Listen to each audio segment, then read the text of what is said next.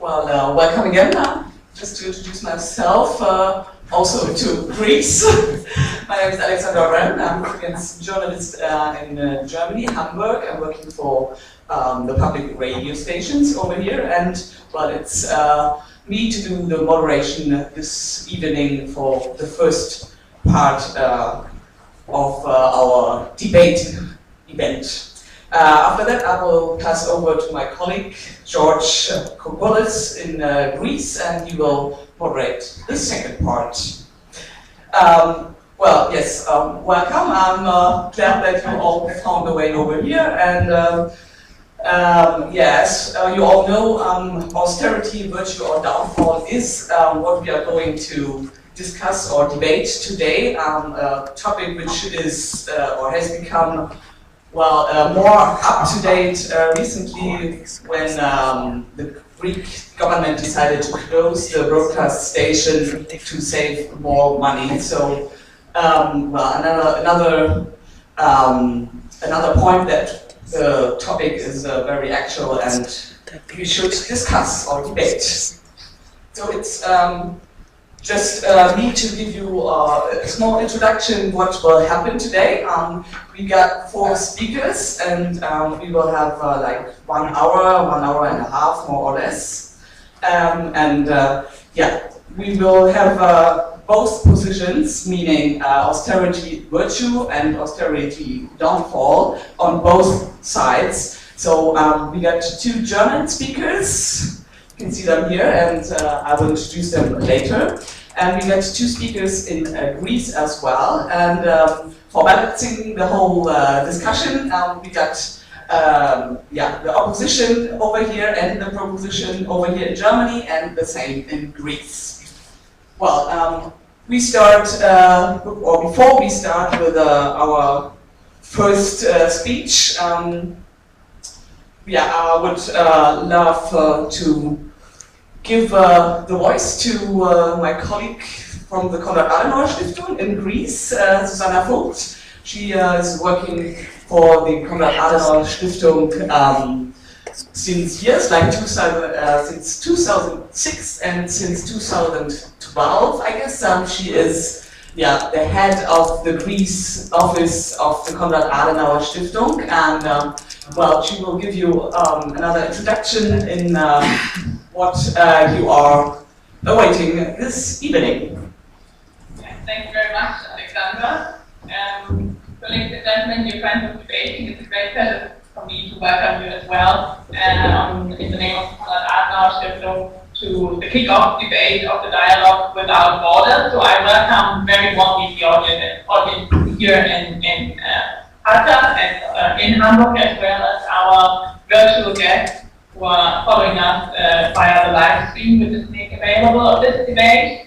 And I would also like to welcome both our very distinguished speakers in Hamburg and here in Patras. So this is the first of our series of debates. The Konrad Adenauer Stiftung, together with IDEA, Innovation Association in London, is organizing. And for this very first debate, we chose a very crispy title. Alexander already mentioned it: austerity, virtue or downfall. So, and it is needed a title on which we have very distinguished opinions, and it is needed in debating. Obviously, the austerity notion in many European countries has become one which is not a particularly positive one, a notion that is meant, like in many cases, connotated like memorandum or measures. But I think that we will also hear tonight is like the concept of solidarity, a concept which is rather complex and worth explaining, and which goes just beyond saving money, obviously. So today's event is about debating, about exchanging arguments and not cliches, and about countering arguments and not cliches. For this, we chose a very special format.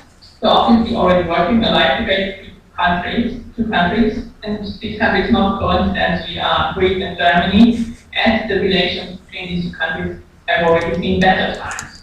So the setup about this one idea is to have 2 countries, 2 cities, 1 topic, 2 positions, and 2 positions being present on both sides. and interconnected by technology, which is also a premier for us in this case.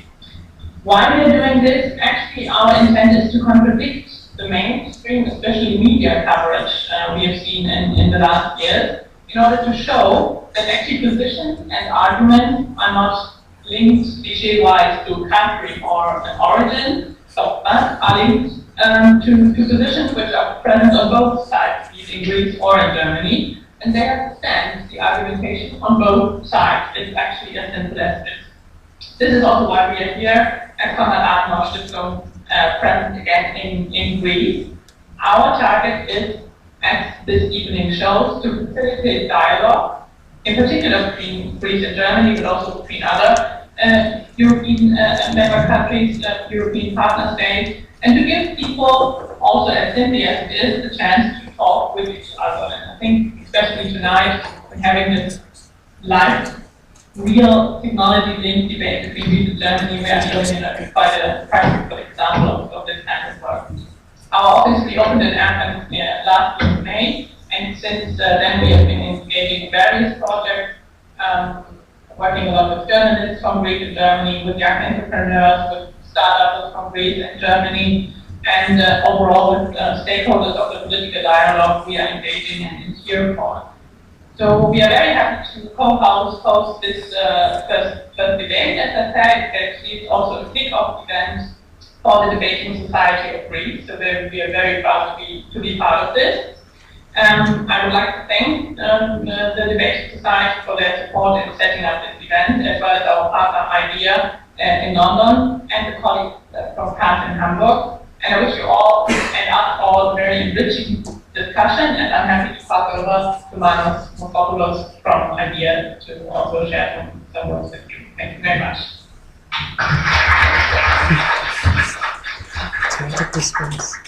Thank you very much, Susanna.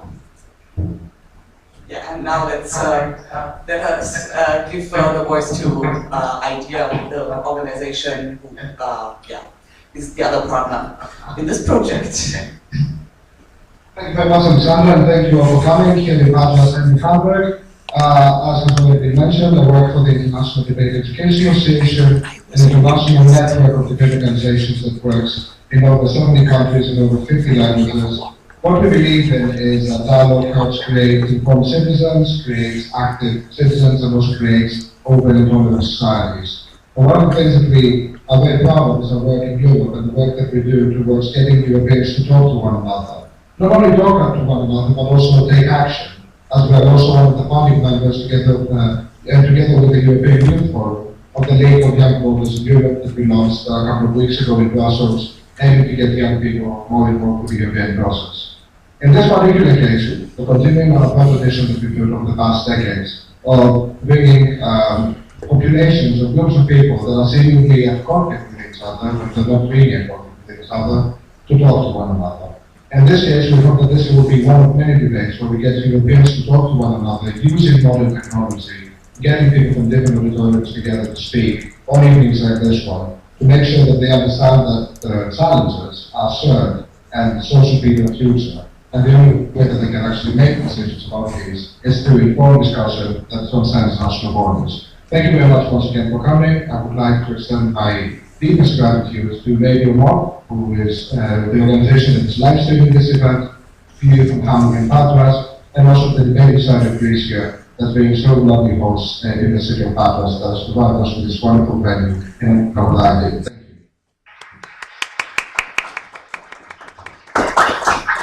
Thank you. Thank you very much, Manos. And before we start with our speeches, let me just explain you once again the rules. Each of our four speakers has only 6 minutes to develop their arguments, their statements, pro or contra austerity. After we've heard all of those four speakers, we will watch some other statements. We will link to us by video. And of course then, because we are going to get into contact and into interaction, of course there's some time, some space for questions from the audience, and yeah, you can just put another question to whoever you want to of our 4 speakers. So, well, I guess we should start with our first speaker, which is Carsten Ovens. I'd like to introduce him. Carsten Ovens is the Hamburg State Chairman of the Junge Union, which is the youth organization of the Christian Democratic Union and the Christian Social Union in Bavaria. He has joined this political area in 2003, and Carsten has studied business administration in Hamburg and in Sydney, I guess. So he's got an international context, and he has worked for more than 5 years, I think, in the business development and consulting area in several international and especially European companies. And of course, he has done some research. He's working at a university lecturer right now and is engaged in several economic and political organizations. So he has a wide experience concerning reality and theory of European economic development. He is going to be the first proposition speaker. So he will tell us why austerity is virtue. And so I pass over to you, Carsten, and it's your turn now. Very well. This is quite loud. Thank you very much, first of all, for this warm introduction. And yes, it's a pleasure of being here today at Zio's Law School. Not the very first time, but the first time that I'm speaking here in English. So a new experience for myself as well. And a warm welcome as well to our friends in Greece. So happy to have this discussion today. And I think it's a great opportunity for all of us. So thanks at the very end, of course, to the 2 organizations, Konrad Adenauer Stiftung and IDEA, for setting up this event and giving us all this opportunity to discuss austerity. Austerity is a necessity for economic growth. Austerity is what we should, on the other hand, better call the process of household consolidation. Last night, Chancellor Merkel in Berlin just made it very clear, because what means austerity actually? She pointed out, like 3 years in the past, she wasn't even clear what this word actually means. So talking about household consolidation, this makes it quite easier to understand what we are talking about. And it doesn't sound that negative or maybe even threatening if we're not talking about austerity, this new word, but rather about household consolidation. So this process of consolidation of national households is actually an absolute condition for sustainable economic growth. A condition to protect the wealth of our nations, and a condition to protect as well for this wealth for the future and upcoming generations. So, as said, we need household consolidation in order to keep the flexibility of governments. Because if we take the city of Hamburg as an example, just about 10% of the annual budget is just to cover the interest rates of our debts. So these 10%, we could actually use this money to finance infrastructure, to finance kindergartens, schools, or universities, or just to finance our social systems. So a smart government should act like every one of us would do. The city of Hamburg has to pay roughly 10% of its annual budget just to cover the interest rate for the debts the city made over the last couple of decades. So this 10% we could use to finance infrastructure, to build schools, kindergartens, or universities, and of course to finance our social systems. So a smart government should actually be able to act like every one of us. In good times, you save some money, and in bad times, you have these extra savings. We should better talk not about the word austerity, which seems to be quite cryptic and nobody really knows what it actually means. Even Chancellor Merkel pointed that out just yesterday evening in Berlin. So we should rather talk about household consolidation. So I'm talking about household consolidation. And having said that, it is the same with all things or measures, even though meant to be good, too much, maybe too much. But where is the limit? And how can we actually avoid to save ourselves to death? Good. Very well. As said before, it could be an option to follow a strategy of deficit spending, thus to lend money in order to finance the state spendings. In the short run, This could usually increase the scope of possibilities for the government. However, in the long run, a growing deficit always restricts the options to act. So in addition, we all know that in practice, once promised budgets are politically hard to cut later on, even though it sounds easy and logical in theory. The problem in Greece was not a temporary cyclical downfall of the economy, but a structural problem.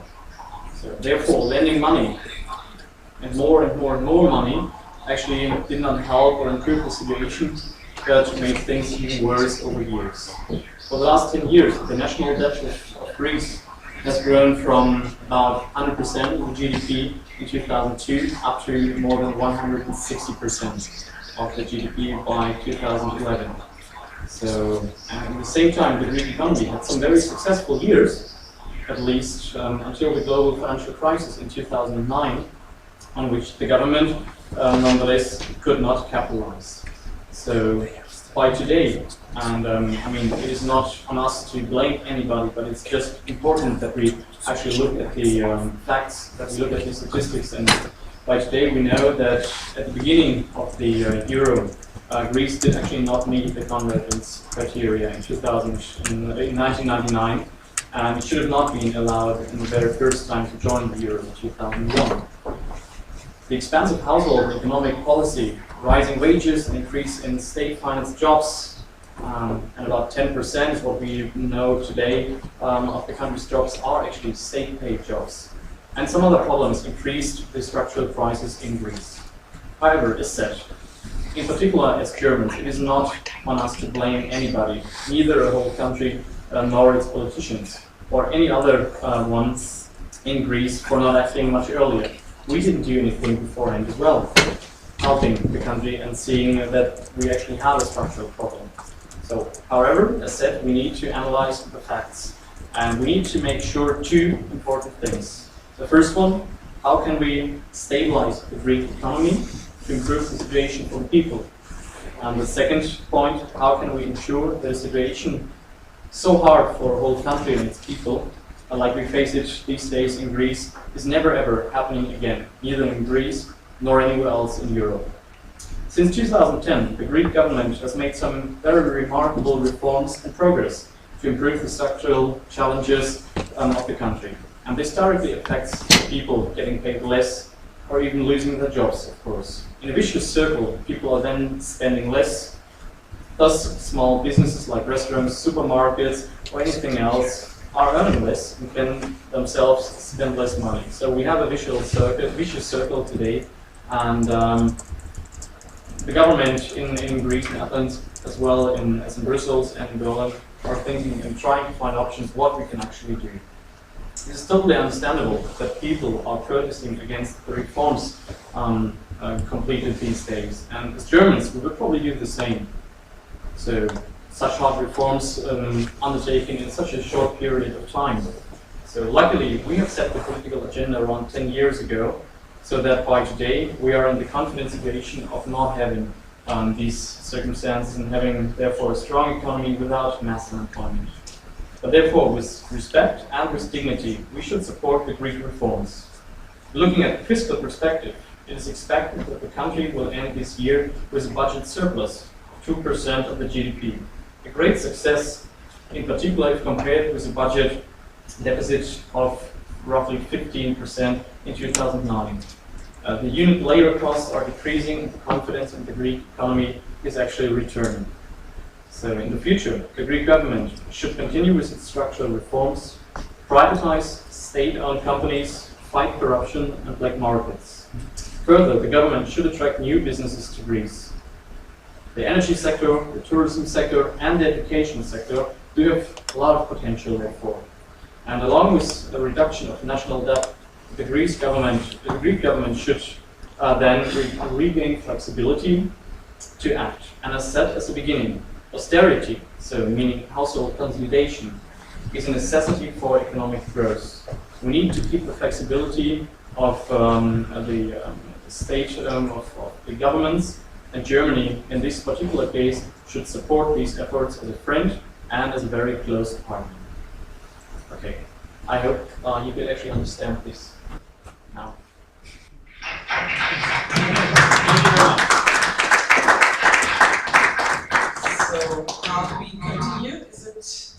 Should I try it once again with the microphone? Or can you hear me? Okay. Yes? Okay. So it was you, I guess. Sorry.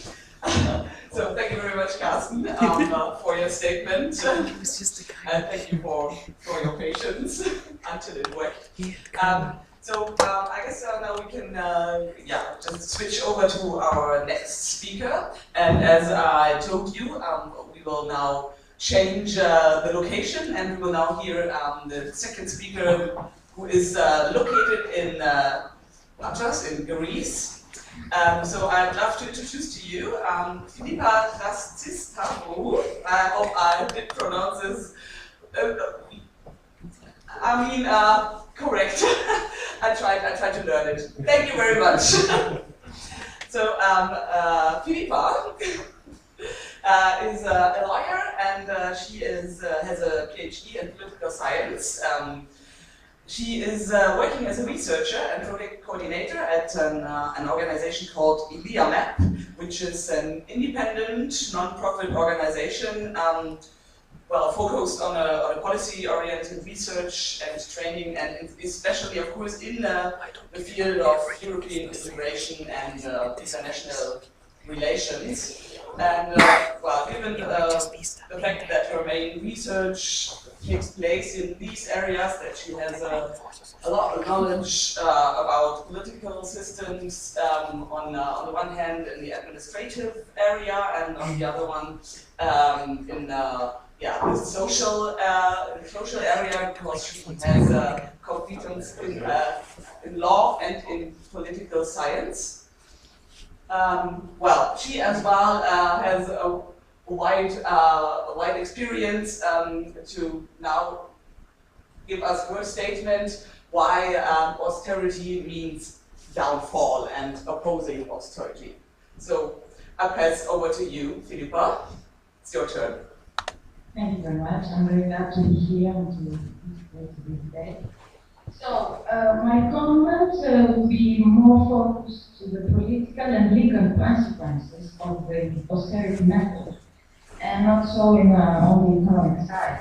To try to explain to you very shortly what is this political rationality that stands behind austerity.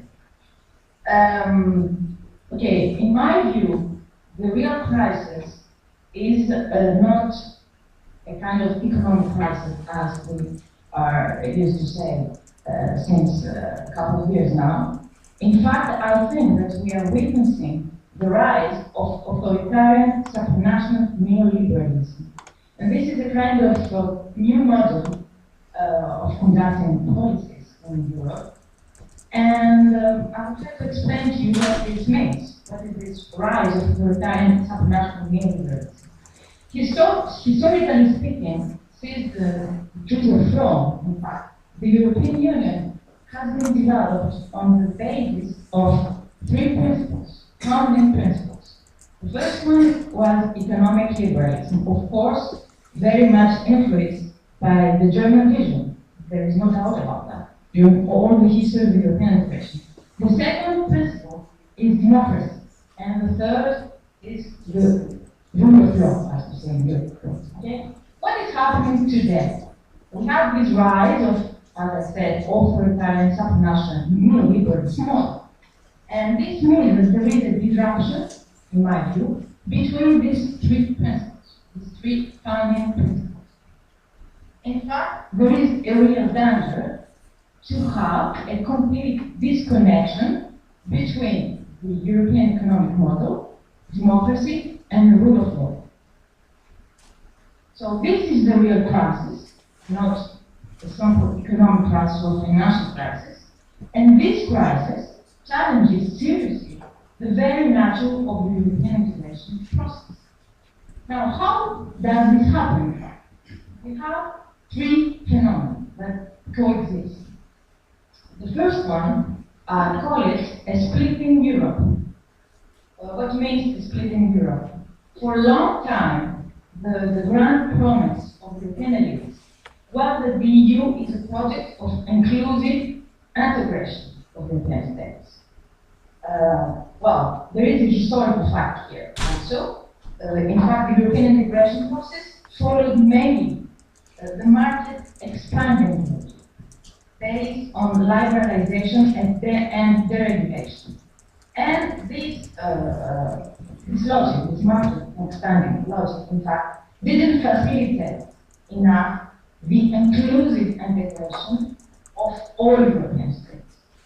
But now we have also this new crisis of, as I said before, this rise of a kind of authoritarian neoliberalism model. And this crisis, in fact, exacerbates this logic, this market-based logic, even more. So we have this phenomenon of splitting Europe, which means that the already existing asymmetrical interdependence between European states, this means the fact that we have states that are very strong and others that are very weak, this interdependence that was already asymmetrical, in fact, is exacerbated. And this is very, very serious thing to take into account. What means this phenomenon of splitting Europe? This means that there is no space for reciprocal horizontal cooperation between states based on the mutuality of interests from all states. So what is the receipt? The receipt has two directions. The first one is severe structural adjustment policies at state level for European states. And the second dimension is national expansionist commercial policy at international level. And this is what exactly Germany tries to do. Okay? Germany uses the European Union as a platform in order to reinforce the national expansionist commercial policy. So the second phenomenon after the splitting Europe is what I call a techno-Europe. So here we have another phenomenon which is also very, very seriously taken into account, the fact that we have a European Europe that now enters into a new period of regulatory expansion. But here there is no political legitimacy of this expansion. So, as Germany wanted to do, and in fact, Germany succeeded very well to do that, is to use the European Commission as a technocratic tool more and more. In fact, France doesn't like this perspective, but for the moment concedes and follows the German vision. And so we have a reinforcement of the European Commission, of the European Central Bank, and we have a development of other regulatory bodies with regard to economic coordination, banking, and other hands.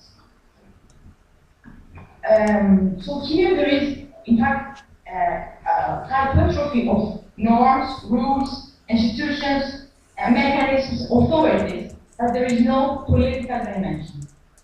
And now, the third phenomenon that is interlinked with the second one, is what I call a fast-track Europe. This means that there is a kind of reconfiguration of the European Union into a fragile political and legal system. What is the meaning of that? In fact, all European decisions related to the economic governance are taken within the European Council annual cycle, while the European Parliament and national parliaments have a secondary role. So here there is a serious threat to the integrity of the European legal order, but also this situation might undermine the rule of law at the national level. And we saw that in the case of the Greek broadcast terrorist last days. Exactly this issue was very, very present. Thank you very much.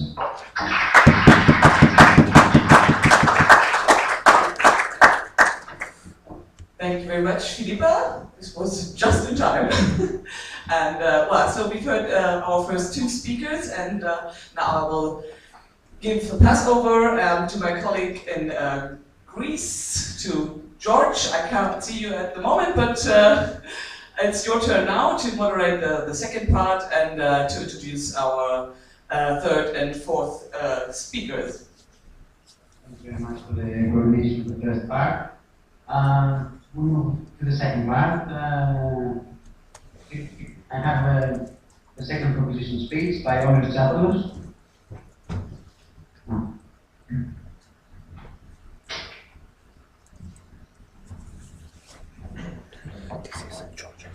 Hello, can you see me right now? Okay, so we move to the second part. From the proposition speech, we have Honors Zapalos, the political scientist and scientific associate in the Ministry of Defense, who is going to give us more details on why we should support the austerity measures in the Honors. So thank you very much for this presentation. I will try to explain austerity in terms more of political science than economy, because I'm not an economist, so I will try to explain it from that side. I try to separate examination of austerity into three discrete levels. The first one is the economic, the second one is the political, the last one is the moral level. So first about the economic level. For the majority of people, austerity means cuts, just cuts. I think that we would say about draconian cuts. It means cuts in the salaries, pensions, extremely strict fiscal control, reduction of the general budget, less money for social purposes. Generally, that is something true. These are the main measures of the government which follow an austerity policy, but this could also be interpreted in a different way. Austerity could be the only way for a society to consume what it produces. It is the cornerstone in the way of thinking. I think that is a kind of political philosophy, also an economic philosophy as well. In fact, it is the only way to produce without borrowing money, without transferring fiscal obligations to the future.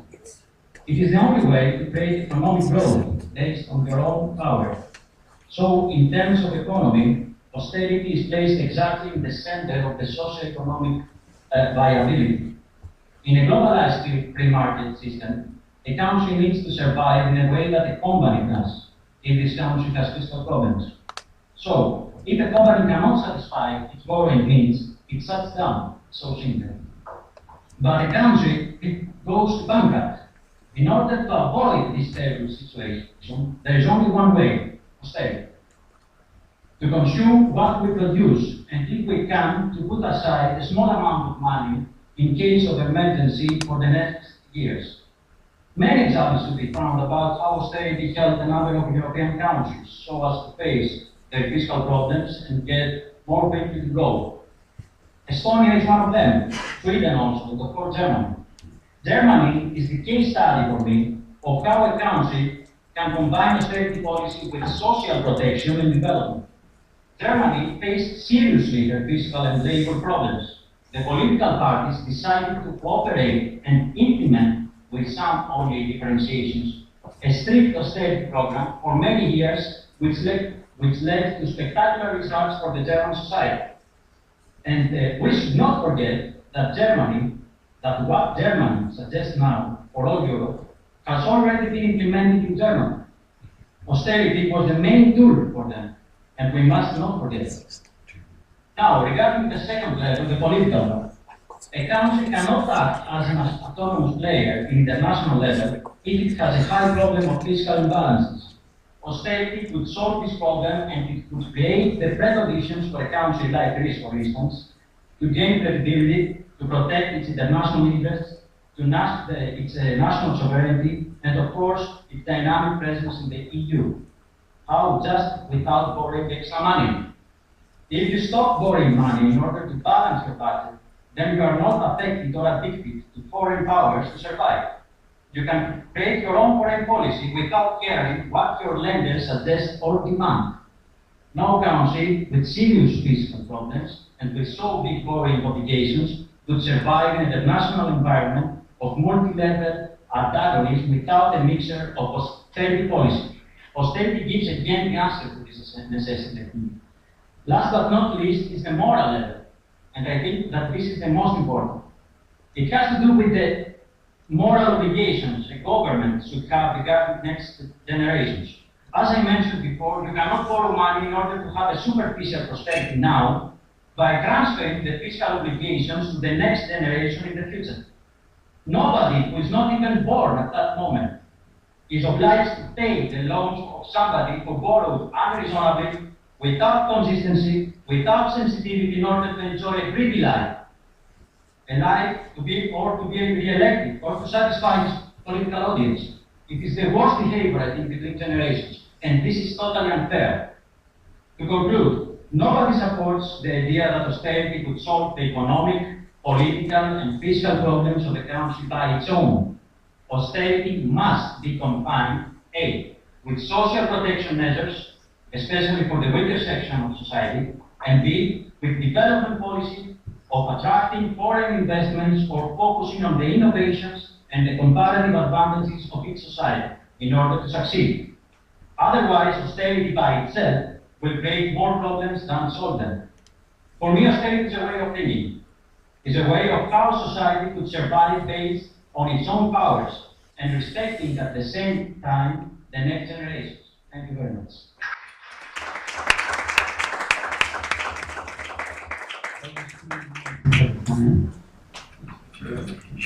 I think it was a good speech and very good questions. We move now to Mr. Patrick Schöper, who's the chairman of the Union Social List in Hamburg. I think I pronounced it. Yes. Yes. We need some more arguments against the austerity.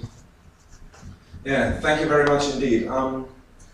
Ladies and gentlemen, let me please start on telling you on what I agree, which is that indeed we in the West have a problem with too much debt in our countries, and that's, yes, that we do have to tackle and attack the debt crisis and have to get to the very grit of it. The issue we are talking about, however, is how we are going to fix it and by what means, especially the countries in Southern Europe should go about it. So since the motion we are talking about today, can you hear me? All right.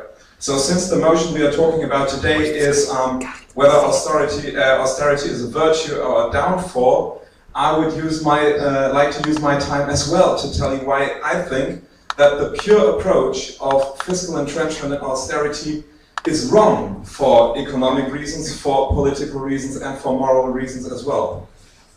Now, I am not demonizing austerity in general. Even the most spending-addicted Keynesianist would agree that in times of growth and economic success, a country should focus on its budget and it should act fiscally sustainable. But this is not the situation we are facing in the moment in the Eurozone.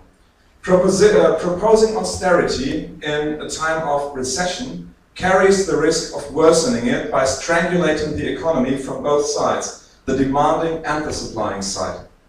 What we have experienced in Spain and Greece so far is that on the demanding side, higher taxes, lower wages and huge unemployment have smashed the purchasing power, while on the other hand, there is no capital to build up the economy, since even the healthiest businesses cannot get any credit or any investments from the financial markets.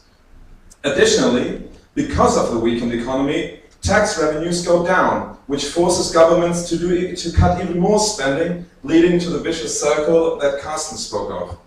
Now, I agree that there is need for structural reform, and yes, we did that in Germany. But those reforms take time, and they cannot be undertaken without compensation during the time they need to work. Germany implemented these reforms 10 years ago, and during the first years, our deficit actually went up, causing us to receive the so-called blue letters from Brussels, which everybody here in this room can remember. It was not until 2007 that Germany was in a position to significantly lower its deficit. But today, indeed, Germany is stronger again, also because of this patience and the same relaxed approach that I urge us to show towards the countries in Southern Europe. But austerity is not only damaging our economy, it is also leading people into poverty and thereby threatening our democracy. Youth unemployment rates higher than 50%, wages cut by over 40%, and all the other harsh effects lead to despair and hopelessness, and at the same point people start losing trust in their governments and, more importantly, in their government's ability to solve the actual problem. And they also lose trust into the whole political system, which is even more devastating since Spain and Greece, for example, have been ruled by dictators until the mid-1970s.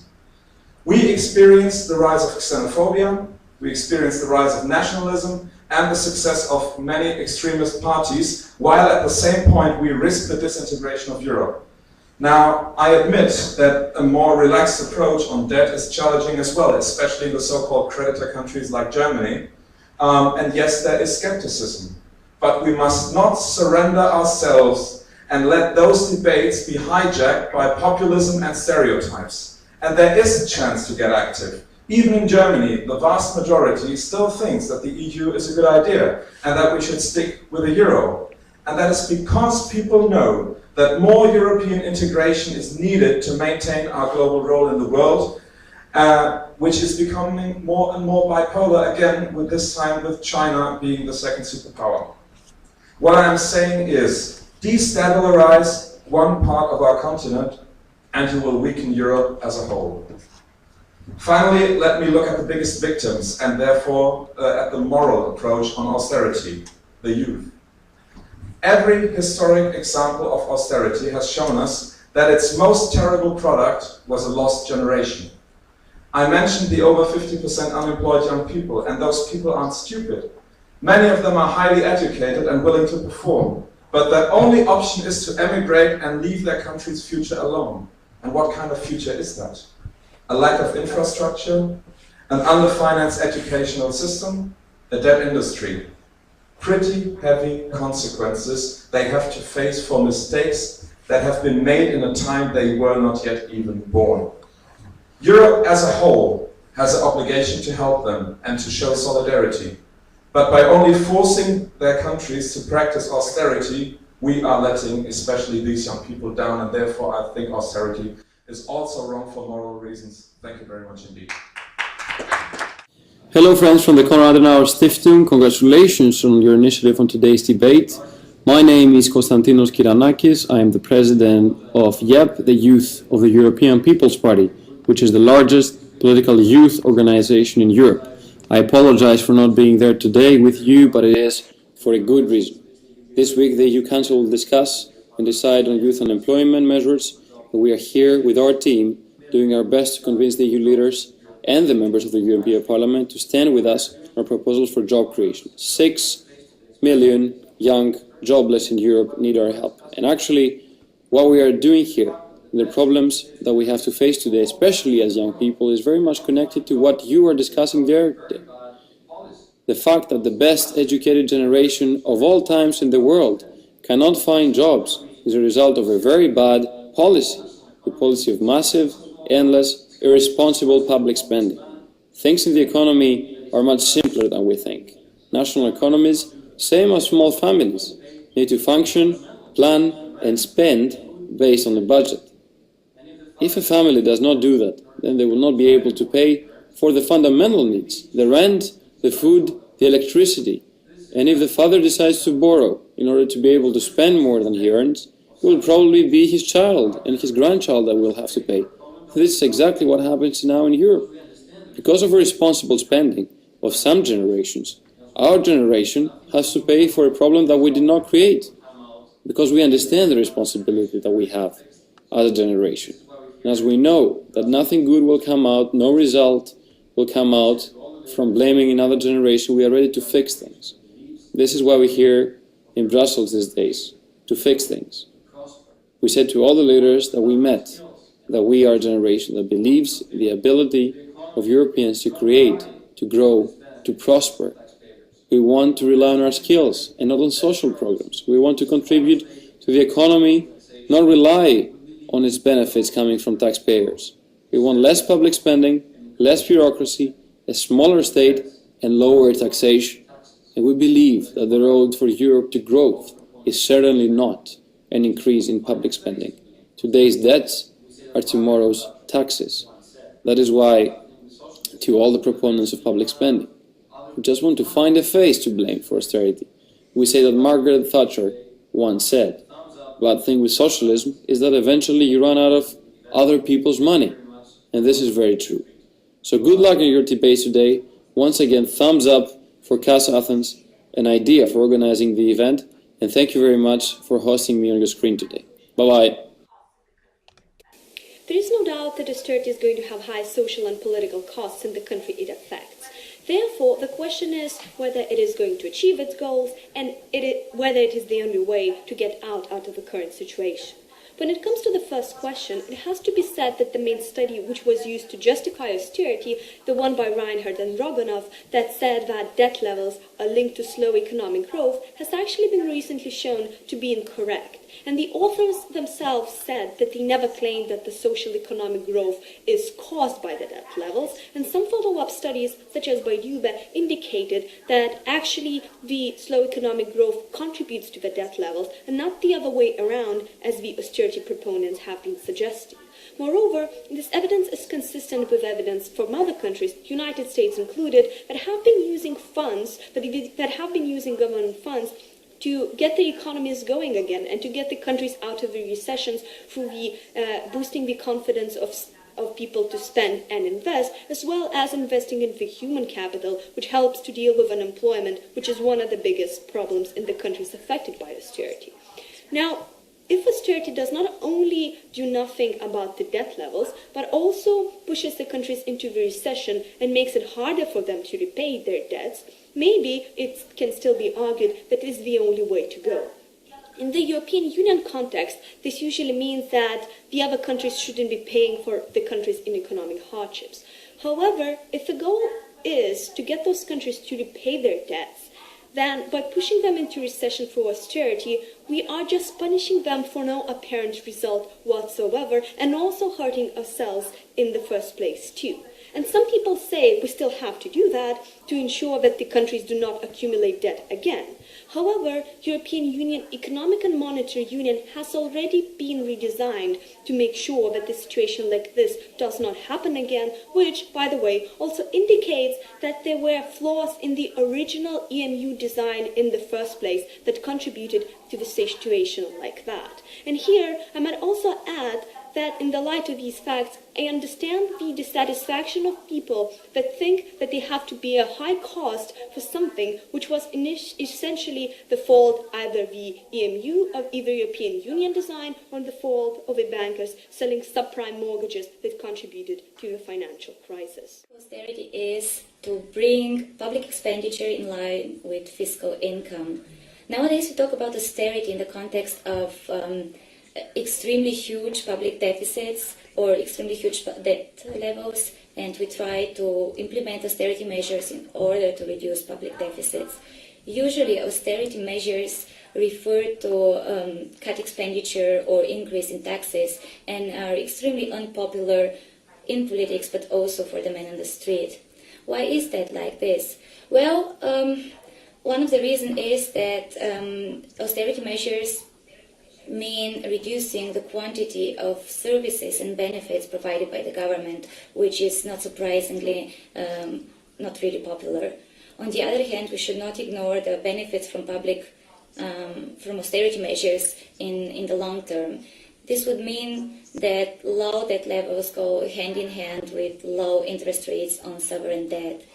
If we manage to do this, then we'll have reduced costs for borrowing, which increases the scope for some other investments and have very positive effect on the economy. Another argument is that the interest payment on sovereign debt made today is paid by generations tomorrow. This would mean that we should concentrate on austerity measures also for reasons of intergenerational justice, and like our moral duty is to pay attention also on the burden that we leave behind. Another very important strength of austerity measures is that they provide confidence and send a very important message to debtors and future investors in order that governments can deal with the current situation and are capable of dealing with the economic crisis. Well, reducing debt deficits and reducing debt and public deficits is really essential, and I can try to explain that in other words, like imagine you want to lose weight. A smart thing to do is to eat less, but you can never maintain a healthy weight only by eating less. Good thing to do would be to do some sports and some fitness and to combine eating less with some exercises. It is the same also with the economy. In times of huge deficits, austerity measures are extremely necessary and very important, but they have to be tackled with some structural reforms, as for example, reforms on labor markets, or governments should try to strengthen the competition in services or in the energy sector. Only then we can come back on the track of sustainable economic growth and competitive economy. Okay, so now I take over and we start our questions and answers. We will do it like this, that we first take a question from you, then we collect another question from Greece, and the third question we collect from Hamburg, and then all of our speakers get a chance to respond to it. And yeah, of course, it would be the best way if you have a very specific question and you can just address it to one of our speakers. So, the audience, it's up to you right now. Are there any questions, and what? I will try to get to you very fast with the microphone. Well, if not, I could go on with the questions I was asking myself. And first, I would love to start with Carsten Ovitz, our first speaker, who was proposing austerity. So you told us a state should save the money in times of regression, but what about the other positions, investments to promote public demand and to offering jobs which will lead to more demand in the micro sector, I would say, by all the people. So you told us about flexibility, and isn't that the way to keep a state or a society flexible? Oh no, so sorry, we just collect the questions and I pass over to Greece, and hopefully you get some questions to our speakers. You're still with us? Okay, so should we just start with answering the first question, or I mean, I've prepared another one. So. In order to make it enrich it a bit. Okay. So, well, I'd like to ask Mr. Owens whether in this austerity procedure, is there an ending? I mean, is there a specific point where global markets or governments find that austerity comes to an end and then there is a path for growth and public spending? Is there such a point in his view over austerity in Europe? It's a very simple question, but what we've heard in the Netherlands, and presumably this has been mentioned sometime in Germany as well, is that actually we as creditor nations are probably benefiting significantly more from lending money to Greece right now and from having had the euro and cheap imports earlier, or cheap spending, that we are now giving to Greece in terms of money. Wouldn't that make it rational to make austerity less harsh than it is right now and make sure that people in Greece actually have enough food to eat and that kind of nice things?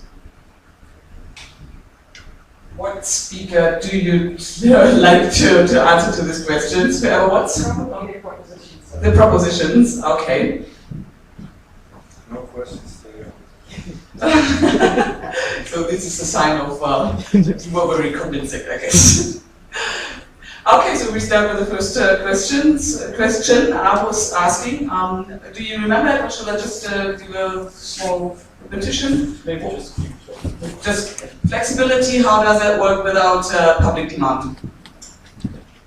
Well, first of all, we have a demand on the market. So I pointed that out in my speech that the Greek economy actually is regaining trust and that the markets are recovering. So it was just, I think, the state oil company that actually got a lot of money, hundreds of millions on the market. So it is actually possible without the state spending that money. So that's an important thing. If you would like to well, stay flexible as a government, no matter if it's a whole country or if it's just a small city, in order to keep this flexibility, you cannot always borrow money, because that's what I said. Governments tend to borrow money in good times and in bad times. And they never ever stop this borrowing money process in the good times. But that is what we all do. Like when we need money to invest, for example, to build a house, of course, we borrow money from the bank. And after time, we repay our debt. So that is not what, well, history shows us what governments do. So that's why borrowing more and more money as a government may work in the short run, because you regain flexibility. But in the long run, you have an increase in debt, you have an increase in interest you need to pay, and therefore this is not an option. Thank you very much. And I guess we just take the second questions, which as well was addressed to Carsten Owens, I guess. Do you need a short repetition, or is it, do you have it in mind? So, start it. If I got it right, the difference in Greece was about the end of austerity, so if there actually is an end, correct? Just not yes, good. So, well, hopefully, of course, there is, and Carl Philipp already pointed that out in his speech, that actually we had this process here in Germany as well, and fortunately, we could take more time because the market pressure was less hard than it is these days for Greece. So that was actually, well, we were just lucky, you could say, or we started early enough. But of course, there is an end of austerity policy or of consolidation of national households. But therefore, you need to, at the very beginning, have some very, very hard reforms, yes. But then the market economy as a whole is regaining trust. And it's all, as we know, in business and in politics, about trust. So as soon as markets are regaining trust, and the Greek economy is actually showing that the trust is coming back, even though it's still very difficult, as we all know. But yeah, at the beginning, of course, reforms are hard, and budget cuts are even harder if people are affected directly and losing jobs, as it is the case. But after some time, trust is well, recovering, and the economy is recovering. So and then there is an end. So I think Carl Philipp wanted to point out something on that question as well, if that's fine.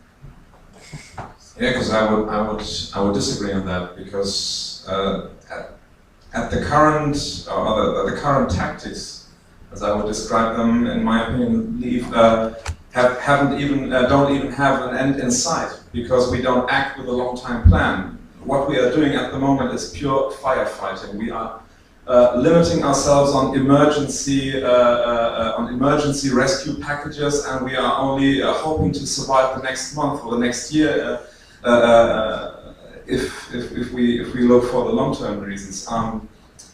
What we are doing at the moment, or what we are in danger to do, is to leave the countries by themselves. And I would like to refer to your question as well, when you mentioned that we should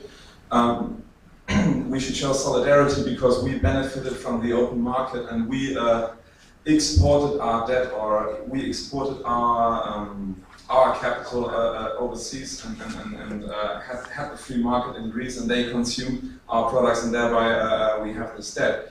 So yes, we have a European market, we have a European Union, and this problem is a European problem which only can be solved by European means. And that also means for us Germans that yes, we have to pay for debts in other countries. And yes, we have to pay them because when we look at Germany 10 years ago, okay, we had a problem. We had high unemployment, and we had our economy was pretty weak, but still our recession rates were very, very low compared to the recession rates we have in Greece at the moment. And our unemployment rate even then was so low that you guys today would dream of it. So, the situation is completely different. We speak of 60% unemployed in Spain under 30. So this is a much bigger problem, and those countries in Southern Europe, I don't think can help themselves, which we at the moment want them to do. So we have to work on European solutions, and we have to put we have to help them by giving money. Otherwise, I don't see an end of it. Thank you very much. And I think the third question it addresses to the proposition speaker as well, but no, I guess it would be a nice idea to give to pass it over to Greece to let your proposition speaker answer to it. Yeah, could you elaborate a little bit in the third question because I don't remember. Question is, what is an ending in Greece? The third one. Is it the third one about the ending? Okay. So I think that I have the answer. If there is an end in this austerity policy, I think that, as I told before, is a way of thinking, is a philosophy of how you try to balance your budget. It's like trying to balance your budget in your house, so you do the same in the economy. So I think that it is a procedure that you need to be in mind every day if you want to have positive results, not only now, but in the near future and in the next generation. So I think that there is no end. Maybe there is an end in the hard policies of austerity, but this way of thinking and political philosophy and economic philosophy, I think that needs to be something stable in the mentality, not only of the government, but also the society. And in my opinion, I don't see the end of this process. I'd like to remind you a very famous and important economist, novelist, Amartya Sen, tried many times to explain why it's impossible to have economic growth and progress without democracy. And if you don't keep these two things together, I think it's impossible to go out of this process. And for example, we can see that if we take the example of Greece, my country, we have a number of elements that tell us that in fact Greece enters into a new model, what I would call illiberal democracy. So what are these elements of this illiberal Greek democracy? First of all, poor rule of law, so everything else, which means full protection of civic rights and of contract rights, of employment rights also. High income inequality. This is also true now in Greece, with the new recession. Decline in the effectiveness of the government. Poor tax contents. Expansion of the shadow economy, which exploded since the beginning of the austerity measures of protection. Difficulties in the tax collection. There is no progress also on this field. Slow growth of government revenues and expenditure. Also, government failure to redistribute openly in favor of the poor social groups. No progress also on this sector. Weak institutions, very weak institutions, public institutions. Failure of the government also to provide needed public goods, which means law, order, health care, education, etc. So where is the success of this success story? As our current minister tried to explain one, we are in the process of success story. All these elements show that in fact we live in an illiberal Greek.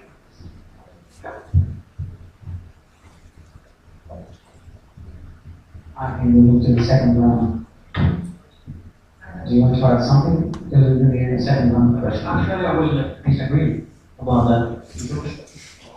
There's a lot of reasons not to become take another set of questions and then it has to do with this answer. Okay. We heard a lot of reasons for not being happy about this, like I said before. For example, you said about difficulties of tax collections. I think that this is not because of austerity policy. This is something usual in Greece in the last 50 years. It's not because of austerity policy. I think it's because of the disability of the Greek public administration, the Greek political leaders also, especially the Greek political leaders, to implement and create a trustful tax collection system in order to succeed the targets. It's not because of austerity policy. Okay, then. I would like to make some remarks before we move to the second round, just to boost up a little bit of conversation with the whole guy, since I'm a journalist and I want to make it more hot for you. I want to grab 2 points. The first one is about household savings theory, which I found irresistible for economics, and I think that maybe it's the reason that why most of the people involved is a bit difficult to ask questions. I think the main reason that we don't see both audiences to be very active on questions is that we feel like finance and economy is a bit autonomous from the political sphere, and this is an issue we have to address. And I want to ask you not to be afraid to ask questions about this, because it's not a matter of justifying a financial theory, whether austerity is good or bad. It's about our lives. If we have austerity or not, ruins life, ruins people's life. It can ruin your life. So feel free to ask and feel free to take part in this dialogue. Do we have any questions about that? Yes, hello. Hey, I have a question. We said the word mentality, and to being Greek, I know the Greek mentality. We are people, but it's not so simple for us to stay in our league, as we say. Even today, Greeks go out in a restaurant, try to antagonize one another as to who pays the bill. That's the Greek mentality. Can we change? Do you think that austerity can change this? Education can change this? Thank you. I think it's a question for the proposition speakers of both countries. Okay. So we start with Greece or in Hamburg? We have one question here. Come on, dear friend. No. I guess any questions in the audience? No. Okay, we got one question. You have also a question in Hamburg? Yeah. That's great. Yes. So okay, your question first, and then another one from the Patras. It's to the it's to the contra side, Mr. Schuppe. You mentioned that more general, a state should invest in the time of crisis in the state and pay the debt back when the economic is stronger and progressing. But how do you ensure that the state really pays its debt in good times? As we know, states tend to react very slow on problems, so how do you ensure that? Thank you. So if there aren't any questions left, I think we start with answering the first question. And now we'll have one more question. Okay. You have a set. Okay, I'd like to ask the proposition, what does the proposition think of the effects of austerity in first education, second healthcare system, and third the political system, but taking into consideration that the rise of Golden That's a false start.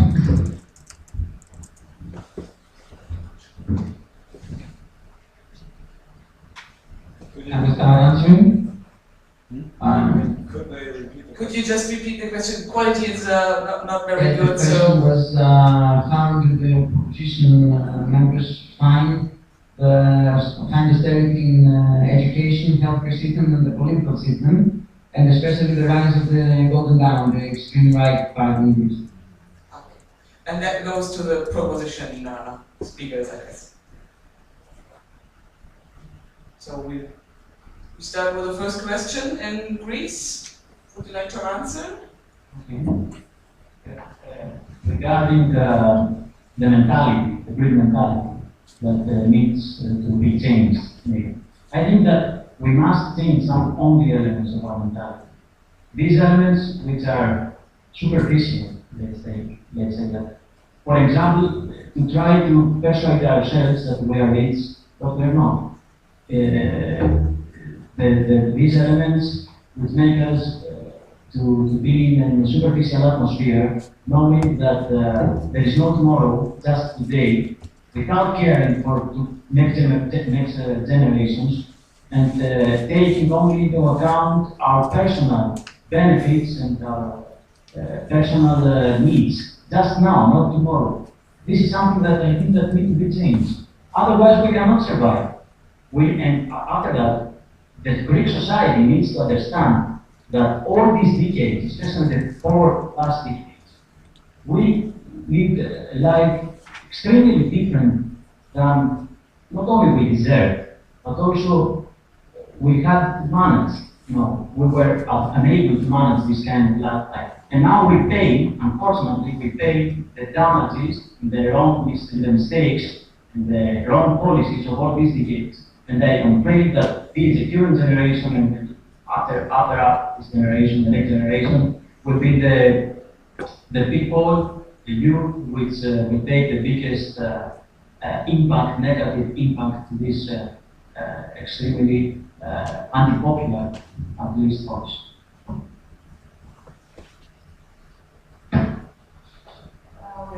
I'm not sure that this is the right way to put the question. The thing is, what you say that we should have a kind of normalization of social attitude in Greece. This is the problem. I mean, I don't like this cliche that Greeks are all that.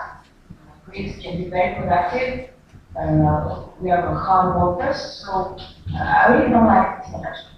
Because I'm also Greek and I'm on board for a long time now. And we're trying to do our best in our profession. So this kind of generalization, I don't think that this is the way to go out of this very, very difficult situation. In fact, the question is the real question to put on the table is to answer to question ourselves and also our partners if the game, the European game, is a fair game. We should not forget that Germany, France, and other Central European countries continue to borrow with a very low rate interest. Okay, and this is very, very profitable for their economies. We should not forget that Germany has a very successful, and more now than before the outpost of the crisis, very successful expansionist commercial policy. And this is also a problem for the European common market. There is no common market anymore. And if we continue to deal like this with what we call before common commercial policy. So maybe we should rethink the rules of the European game in order to try to put moral principles directly concerning social or just of populations, because this is not the right way to create solidarity and cooperation between European states. Thank you. Okay, I would like to answer your question first, and as well, refer a bit to what Felipe just said, because I think it connects. You asked how we ensure that in good times the countries or the governments save the money. Well, I think we should use the two solutions Felipe mentioned in her speech, which are democracy and the rule of law. Now, first of all, yes, democracy can be a critical approach because we know that democratic elections can also bring governments into power that keep spending. As we say in Germany, today's promises before an election are tomorrow's debts. But as we said, we have a common market, we have a common currency, and in the end, it should be indeed Brussels who should look after our governments and make them save money responsibly. However, this is not the case in the current situation. In the current situation, we're strangling the economies. We are leaving the countries alone. We don't have a common approach for the whole Eurozone. We look at the whole problem from a national perspective, and that has to end. Yes, we have to give up some of our fiscal sovereignty to a centralized organization. On the other hand, this organization has to be democratically controlled as well, which I would hope to ensure by strengthening the European Parliament. But this is in the end the solution. Have clear rules like we have with a six-pack or with a debt break in Germany that prevent democratically elected governments from too much spending. On the other hand, leave them as many room as possible to ensure that the people have the last word in the end.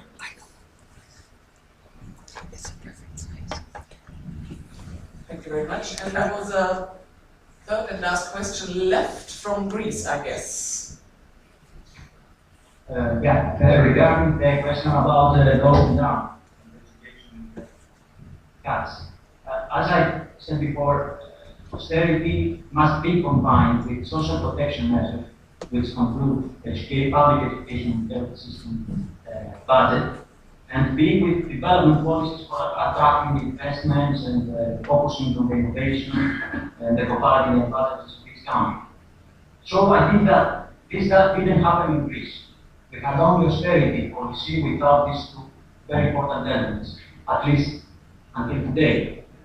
So I think that cutting down partly was increased percentages because of this lack of policy. But also, cutting down focuses on and based on one more element.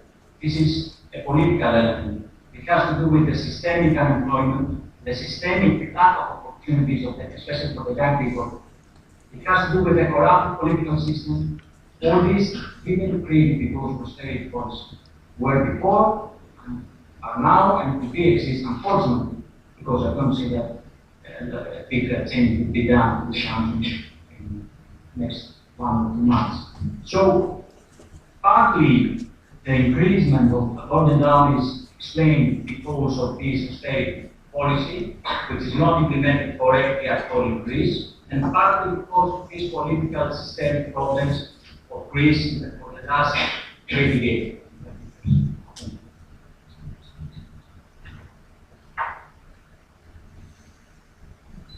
Thank you very much. Well, I think this will also be the ending of our event. Yes. I would like to ask a last question to all of the speakers. Since most of them connected the issue of austerity with the debt. And I think that it's a total mistake to do that. Because if we see debt only in numbers, I think that the United States have a huge debt. Japan has a debt which is 200% of its GDP, and there is only a couple of weeks that Japanese Prime Minister Shinzo Abe announced a very generous program of public spending.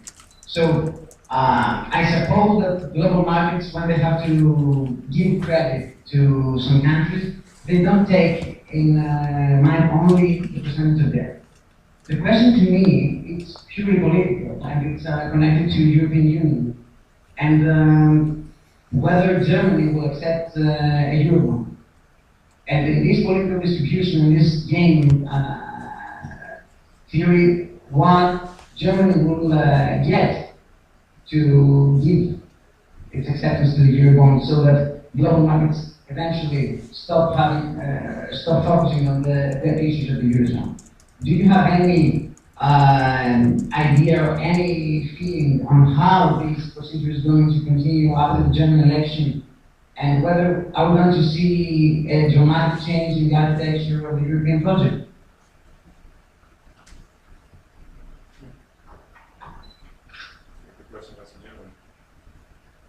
This is a question to all the speakers. Okay.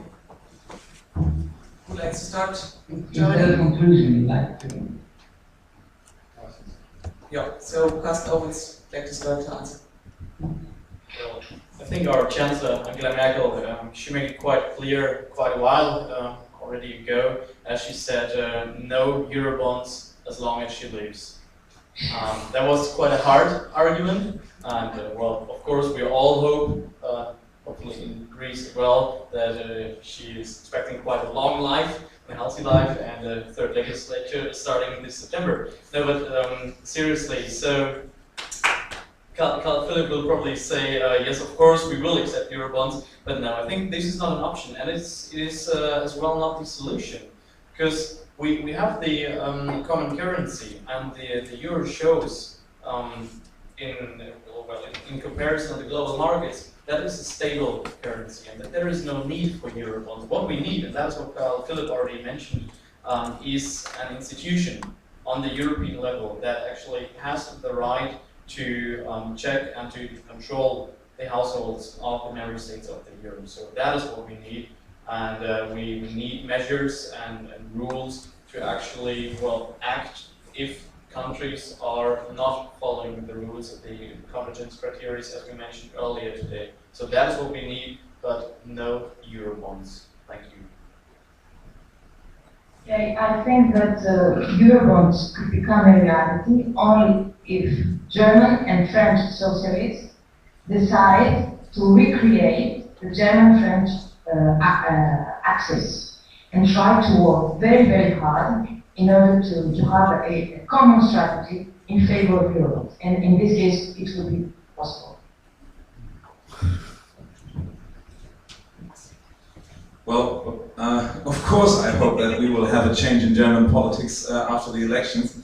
Well, I think we even might have a change in German politics if Angela Merkel wins the third term, because in the long term, I don't see any alternative to Germany giving way more. And by giving way more, I mean also to have some kind, I wouldn't say the word Eurobonds right now, but some kind of measurements that takes the interest, the pressure of interest from the southern European countries. There is the possibility to have so-called debt reconciliation bonds, that are limited only to debt reduction. This is a short-term measurement I would strongly support. There are so-called project bonds, which can be taken by as well a European institution to invest in certain projects like energy business in Greece, for example, with solar energy, or other business to fight youth unemployment. We will also have direct investments from Europe. For example, with the European structural or the European social funds. And I think, yes, on a long-term way, on a long-term perspective, we also will have Eurobonds, because everything else wouldn't make any sense, because we have a common currency, we have a common economy, and we will also have, by long term, we will have a centralized economic governance. We will have a common European tax policy. We will have a common European labor policy. We will experience in Europe that we have a centralization of economic and other policies as well, by the way. Hopefully then with a more democratic union, and the very, very small level by strengthening municipalities. I think the national states will become more and more less and less important. But the Eurobonds as a whole will be a long-term perspective. What we now have to focus on is lowering the debt, and I think that the debt conciliation bonds, they are a measurement we should at least take into consideration. I think it is highly negligent to oppose them from the start. I think that nowadays we are in a process of creating new institutions, European institutions like ESM within the European Union, so as to help the weak countries, the weak EU members to satisfy their debt, so as to do all these structural reforms for their political system and of course for their economy. So this is a very good step, I think, for the European Union. But if a country follows strictly the austerity policy, if a country gives emphasis to the development policy and the innovation or the competitive advantages of their economy, I think that there will no need for Eurobonds, because this country will not have the need to borrow money. So, thank you. Thank you very much for this fruitful conversation. I think it's good when we leave with more questions than we came. And just to remind that CAS Athens has 2 more debates on the issue, on the current issue. So stay tuned, and we hope to do that again. Thank you.